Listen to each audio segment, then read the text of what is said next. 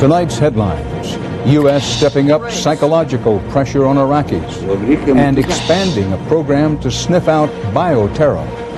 America catches a wicked cold and it's spreading.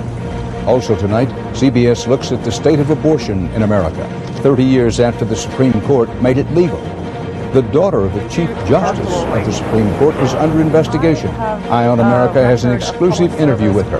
And he was caught in an avalanche and lived to tell about it.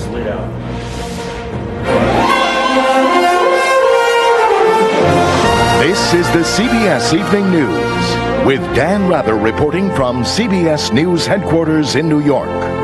Good evening. The chairman of the Military Joint Chiefs of Staff insisted today U.S. forces taking up positions for a possible shooting war with Iraq could wait for months, if necessary, without losing their combat edge. If France and Germany get their way, they might have to do just that. In the meantime, CBS's David Martin reports President Bush is leading a stepped-up psychological offensive, trying to plant doubts and fears in the minds of the Iraqis. Although the U.S. military is still weeks away from being ready to launch an invasion of Iraq, the psychological warfare is already in high gear. And there will be serious consequences for any Iraqi general or soldier who were to use weapons of mass destruction on our troops. American troops in Kuwait are training to defend themselves against chemical attack. But the president is trying to convince the Iraqi military not to follow any order to use chemical weapons. My advice is don't follow that order, because if you choose to do so, when Iraq is liberated, you will be treated, tried, and persecuted as a war criminal. Pentagon officials say they have received intelligence reports that some members of the Iraqi government are arguing among themselves about whether to fight if the U.S. invades. Britain's prime minister put a much bolder face on it. They are rattled, they're weakening. We are getting a massive amount of intelligence out of there now as to what is happening in Iraq. The U.S. has sent emails to specific Iraqi leaders calling on them to defect. No one expects them to switch sides over the internet, but the electronic appeals caused enough consternation that Baghdad temporarily shut down its internet server. For weeks, U.S. military aircraft have been dropping leaflets and broadcasting anti-Saddam messages over southern Iraq. And today, Defense Secretary Rumsfeld announced a new program. Starting today, the Department of Defense will be broadcasting the Pentagon Weekly Press Briefing to the Iraqi people. That will allow Iraqis to hear about the American military buildup just across the border in Kuwait and what might be in store for them if they choose to fight. David Martin, CBS News, the Pentagon. Two of America's NATO allies, France and Germany, made it clearer than ever today they don't agree that war against Iraq is warranted. CBS's Mark Phillips has more on that. Despite the drumbeat, war was what the leaders of France and Germany said they were trying to avoid today. And that reluctance points to a looming showdown with the United States over Iraq. Jacques Chirac and Gerhard Schroeder may have been celebrating 40 years of political cooperation between their countries, but their main proclamations today were about not cooperating with President Bush's plan to put increasing military pressure on Saddam. Schroeder, who won re-election pledging never to join a war against Iraq, said tonight he'll do anything to avoid a conflict. And Chirac today called for the UN arms inspectors to be given more time. War, he said, would be the worst possible solution. All the European leaders are aware that public opinion here is running strongly against going to war. But France's position has been criticized for having more to do with potentially lucrative Iraqi oil deals than high moral principle.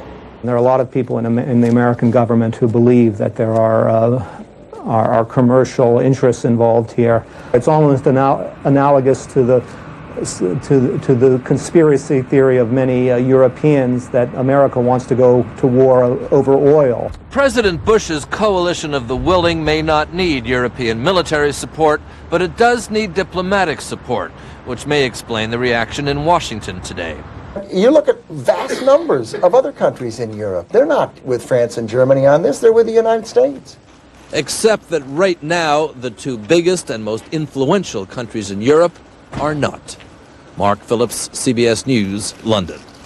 Border guards in Saudi Arabia today arrested a suspect in the ambush shooting in Kuwait yesterday that killed one American civilian and wounded another. The suspect is described as a Kuwaiti man caught trying to sneak across the Saudi border. Also today, in the forgotten war in Afghanistan, unknown attackers fired a rocket at the U.S. military headquarters at Bagram Air Base north of Kabul. No Americans reported hurt. The U.S. Senate today confirmed Tom Ridge to be the nation's first Secretary of Homeland Security. Ridge, who is 57, takes over a cabinet department that officially begins operating Friday. Homeland Security will fold together 22 government agencies with 170,000 workers into a whole new bureaucracy, an expensive and time-consuming reorganization which the President says is absolutely necessary. Addressing some security threats won't wait. The U.S. government is taking new steps right now to help protect this country from bioterror. CBS's Bob Orr reports what the plans are. As thousands of spectators jammed Salt Lake City to watch the 2002 Winter Olympics, small air quality monitors were also watching, actually sniffing for deadly biological agents. Now the federal government is expanding the bioterror watch nationwide, adding special filters to hundreds of existing pollution detectors like this one. The filters, fine enough to trap deadly pathogens, including anthrax and smallpox, will be analyzed daily at more than 100 labs across the country. Homeland Security officials say that would alert them to a bioterror attack within 12 to 24 hours of any germs being released. The early warning could allow doctors to begin mass vaccinations or antibiotic treatments before seeing any outward signs of infection, perhaps saving thousands of lives. The period between the exposure and the development of disease is a period in which we can take decisive action. The germ detectors could provide some protection against a terrorist using a crop duster to spread disease, a germ attack at a jammed stadium, or a large outdoor rally. Anything that can be done to improve the detection of biological attacks and agents is a boon to the country and to the safety of the region and the American population. But there are limits. Officials concede the biofilters would not have detected the 2001 anthrax attack, which played out inside Florida, New York, and Washington buildings. The monitoring stations will not protect people in crowded malls or pick up lethal chemical agents like VX and sarin gas. But that could be the next prevention target.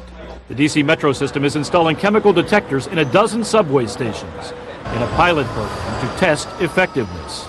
Bob Orr, CBS News, Washington.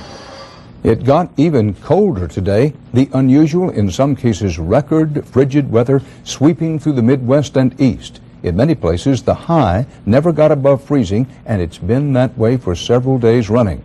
The deep freeze will be in the deep south by morning, Gulf Coast states including. As CBS's Cynthia Bowers reports, this extended cold spell is a killer. Zamoria Jones isn't one of the 17 deaths in the Chicago area blamed on cold weather this year, but she did die trying to keep warm when fire triggered by a space heater broke out in her South Side home. Crews in the Boston suburb of Canton are just grateful no one was hurt in their battle against fire and ice today. They answered the 3-alarm call only to find the water they so desperately needed frozen solid. I think the winter fires are a lot worse than the summer fires, there's no doubt about it. Folks from New England to the Midwest, as far south as St. Louis, are bundled up against bitter cold. The kind of cold that bends you over and brings tears to your eyes. I do not want to cry. I don't have a choice. It is very, very frigid out here. Mother Nature is making me cry. 21 degrees in New York Central Park today was bearable, but 14 below in Duluth, Minnesota, that was brutal. Howling cold that comes on the heels of a relatively warm December. You may already know that this temperature drop was brought about by the jet stream dipping down, bringing with it Arctic air. But did you realize it's all part of the atmosphere's ongoing effort to even out the global highs and lows? All of these disturbances that bring warm air north and cold air south are actually part of the atmosphere's job. What is unusual about this winter is how dry it's been. Along the Mississippi, the Army Corps of Engineers is watching the river fall to levels that threaten to shut down barge traffic. And the Forest Service in the tinderbox state of Colorado is already worried that this cold, dry winter will lead to a long, hot fire season. We're bracing for a possible worse fire season than 2002. Snow is so scarce in Minnesota, the sculptures for this year's Winter Festival in St. Paul are being carved out of machine-made ice. But it's a safe bet they won't melt before they face Judgment Day. Cynthia Bowers, CBS News, Chicago. On the CBS Market Watch, U.S. Airways is in bankruptcy. So is United. Now CBS News has been told American, Continental, and America West have hired bankruptcy attorneys. Northwest and Delta may do the same. McDonald's got a break today. A federal judge threw out a lawsuit that blamed the fast food chain for making children obese. The judge said nobody is forced to eat at McDonald's. A supersized sell-off on Wall Street, another triple-digit loss today, wiped out what was left of the New Year's rally. Coming up next on the CBS Evening News, 30 years after the Supreme Court's landmark abortion ruling, the marches look the same, but things have really changed. We'll tell you how. Announcing non-drowsy allergy medicine you can take right when you need it. It's Alavert. New Alavert starts dissolving the instant it touches your tongue, without water. So Alavert is non-drowsy relief you can take inside, outside, in your car, wherever you are. Imagine non-drowsy 24-hour relief in a quick-dissolving tablet. New quick-dissolving Alavert. Allergy medicine you can take right when you need it, wherever you are. Do you know about the purple pill called Nexium? I know. I know. You should know about it too. Talk to your doctor about whether Nexium is right for you. Find out about the purple pill called Nexium. The new Brita Smart Pitcher not only gives you clear, refreshing water, it's the only pitcher that reminds you digitally when to change the filter. The Brita Smart Pitcher. Refreshingly smart. There's a place that I travel when I want to roam, and nobody knows it but me. The roads don't go there, and the signs stay home, and nobody knows it but me. It's far, far away, and way, way afar. It's over the moon and the sea. And wherever you're going, that's wherever you are. And nobody knows it but me. Chevy Tahoe, like a rock. At Red Lobster's all-you-can-eat shrimp celebration, you'll never have to use silverware. You'll never have to choose between freshly breaded shrimp and scampi. And you'll never have to stop. All-you-can-eat shrimp, right now at Red Lobster. It's fantastic news for denture wearers. Super Polygrip's new ooze control tip spreads a thin, flat ribbon for less ooze. Less ooze is excellent news. Super Polygrip with the new ooze control tip. Less ooze. It's big news.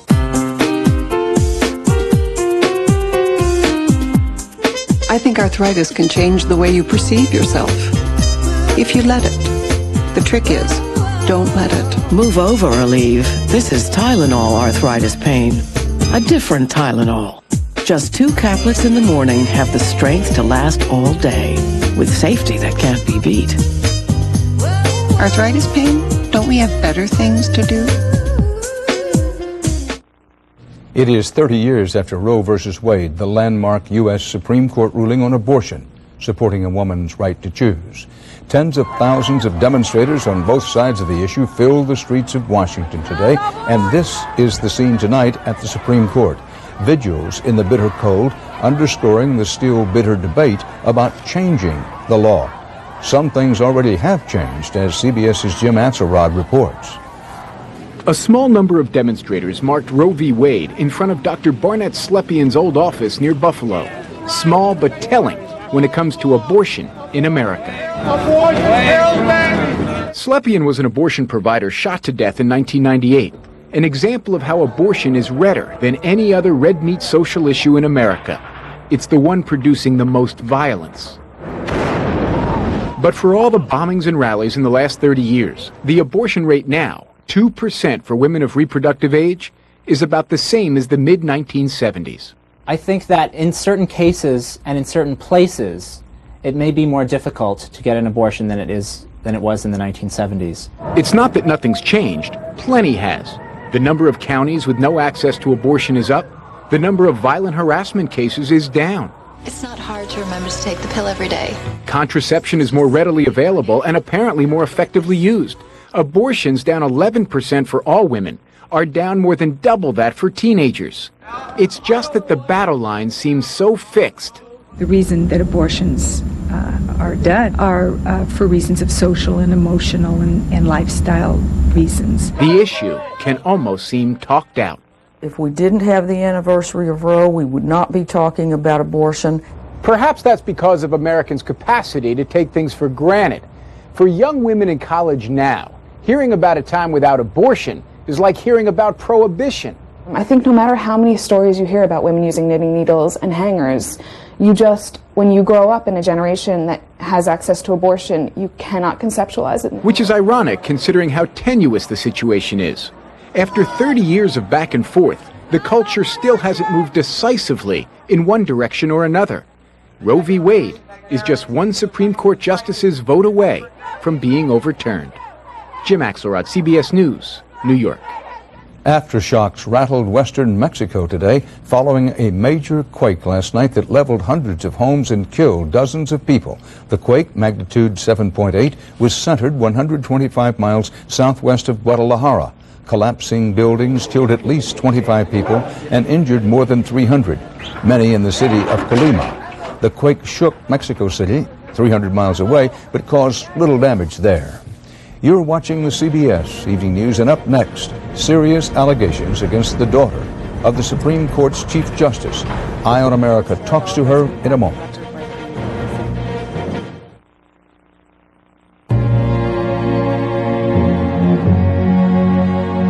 Unlike Wall Street, your life doesn't stop every day at 4.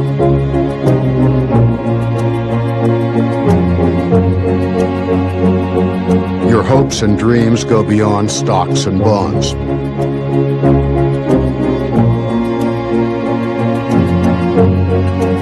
You want to guard and grow your portfolio and things more valuable than portfolios. At Merrill Lynch, our financial advisors know your financial life goes beyond Wall Street. So their advice goes further too. Introducing Total Merrill.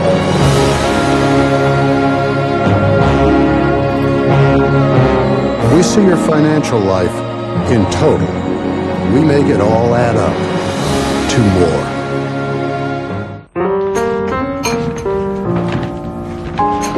What's this? Breakfast. It's kind of early, buddy. You guys need to take some cholesterol off of you. Honey, have you been reading the Cheerios box again? I got that off the box. Cheerios is still the only leading cold cereal clinically proven to reduce cholesterol to help your heart. That was very thoughtful of you. Very early, but very thoughtful. Cheerios, good for the heart.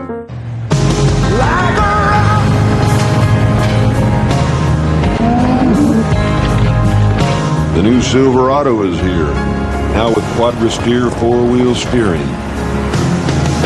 It's the most maneuverable full-size pickup you can get.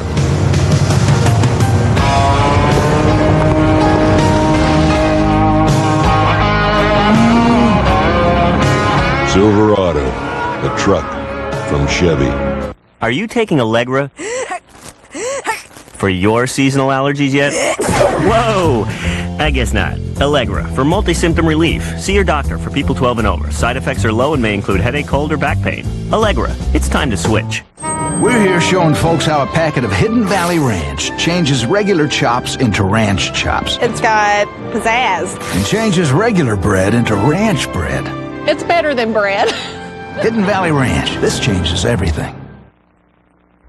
It's everybody's dream. Eat all the food you want and not gain weight. Never develop diabetes and live longer. It's not here yet, but tomorrow we'll show you the breakthrough science that might get us there. It's a Health Watch report you don't want to miss. That and more on the CBS Evening News with Dan Rather. Janet Rehnquist, daughter of the Chief Justice of the United States, was appointed by President Bush to be Inspector General of the Health and Human Services Department, an investigator for the people responsible for, quote, protecting the integrity of health and human services. Now Congress is investigating the investigators' integrity, as Cheryl Atkinson reports in tonight's Eye on America. It's been 17 years since William Rehnquist introduced his daughter at his confirmation hearings for Chief Justice. My daughter, Janet. Now Janet Rehnquist is herself a powerful and controversial figure. In her brief tenure as Inspector General of Health and Human Services, she's been accused of influencing investigations for political reasons, using her office for personal gain, and leading a bloodletting of senior staffers who disagreed with her methods. She's now the target of 3 federal investigations. There have been about 20 major staff changes since Rehnquist came aboard. All 6 of her deputies have resigned or been forced out. Many of them spoke to CBS News, but said they felt too intimidated to appear on camera. Why are so many people either not fit to work for you or don't want to work for you, do you think? I made those changes for the good of the organization, as I saw it. Rehnquist addressed some of the allegations for the first time in an interview with CBS News. I have a record of public service for 14 years in the government in various positions. No one has ever questioned my integrity, and I stand by my decisions. People are questioning it now. Well, I stand by my decisions. They're all made in good faith. One of the most serious charges, that she personally delayed a Florida pension fund audit at Governor Jeb Bush's request. We obtained documents showing that last April, the governor's chief of staff, Kathleen Shanahan, left Rehnquist an urgent message and asked her to put off the audit. Rehnquist quickly ordered a 2-week delay. 2 weeks stretched into 5 months after Rehnquist told her audit team to proceed with an audit in North Carolina first, then do Florida. Several sources tell CBS News it was politics. The Florida audit might have finished before the November election and could have proven embarrassing to Governor Bush. The delays ensured it couldn't be done until after the election. Are you concerned that that may appear inappropriate, if not be inappropriate? It was unusual to receive a call like that, but I answer the phone when people call. I think that it was an ordinary request. I handled it the way I thought was best at the time. Senator Grassley is leading one investigation into the Inspector General's conduct. Their job is, number one, to look out for the taxpayers and not to make any political judgments in anything they do. With Rehnquist accused of the same misconduct she's supposed to investigate in others, the biggest casualty may be the credibility of her office, which had been considered one of the best Inspector General shops around. In Washington, I'm Cheryl Atkinson for Eye on America. He used dry humor to depict life on the front lines of World War II. The cartoonist Bill Mauldin died today at the age of 81. Mauldin won the first of his 2 Pulitzer Prizes for Willie and Joe. War-weary soldiers, affectionately called dog faces then, resigned to the danger and discomfort of combat, hoping to survive long enough to see home again. Years later, Mauldin captured America's shock and despair over the assassination of President Kennedy.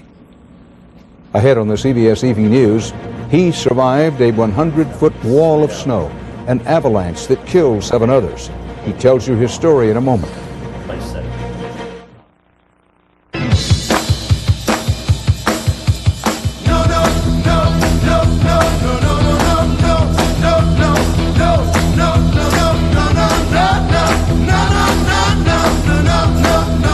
Get a powerful Motorcraft tested tough battery starting as low as $59.95 and get a free Motorcraft car care kit at Ford, Lincoln, and Mercury dealerships and no place else. Nobody can do auto service like we do. Nobody can do auto service like we do. This is an amazing age. This is an amazing age. We learn something new every day. You're living in the age of Fosamax, when it's actually possible to help reverse bone loss and strengthen bone.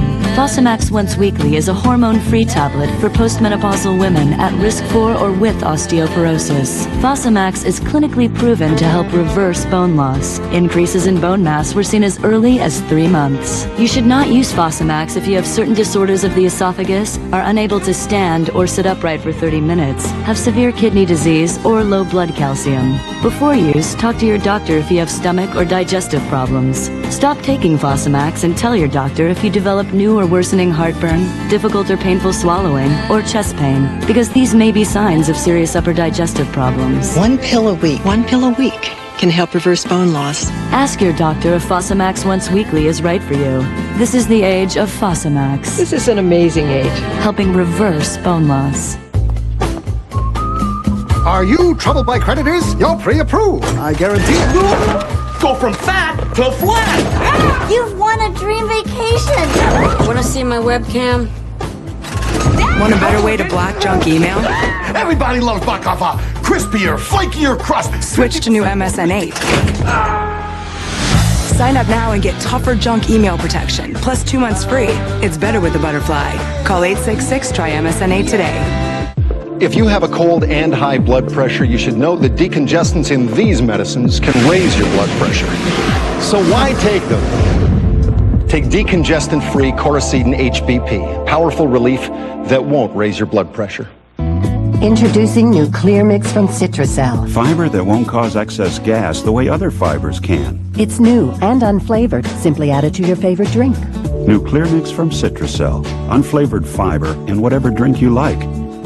A rapidly moving snow system could make the roads hazardous this evening, and then a very strong blast of cold Arctic air. The latest coming up next at 6. We close tonight with a survivor's story, high in the Canadian Rockies.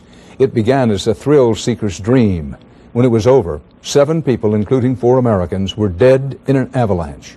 One man who lived to tell the tale told it today to CBS's Bill Whitaker. 53-year-old John Siebert is going home to Anchorage today.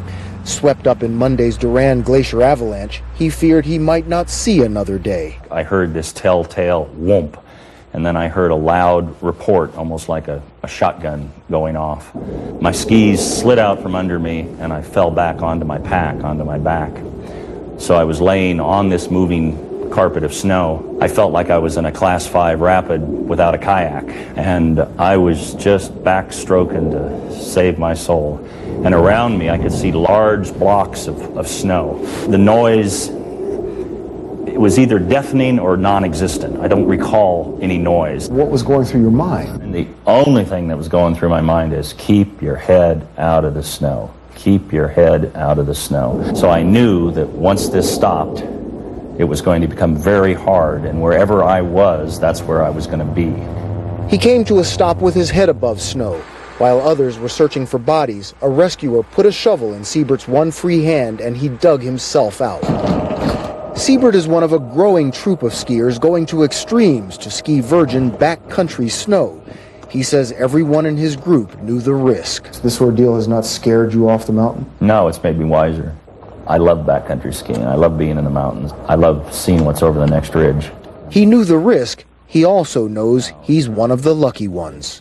And it's a traumatic loss to 7 families that had loved ones that didn't get to come back and talk about it like I am now. Bill Whitaker, CBS News, Kelowna, British Columbia. And that's part of our world tonight. A little later this evening, I'll take you to Iraq here on CBS with 60 Minutes too. We'll take you through the streets of Baghdad as civilians there prepare for war. And could lethal bacteria get into our food system? It's already happened. This is a deadly disease, and people were starting to die. Plus, Michael Caine talks with Ed Bradley. We invite you to join us for 60 Minutes too, tonight at 9, 8 Central, and at the usual time tomorrow for the CBS Evening News. Dan Rather reporting. See you soon on 60 Minutes too. For news 24 hours a day, go to cbsnews.com. AOL keyword CBS News.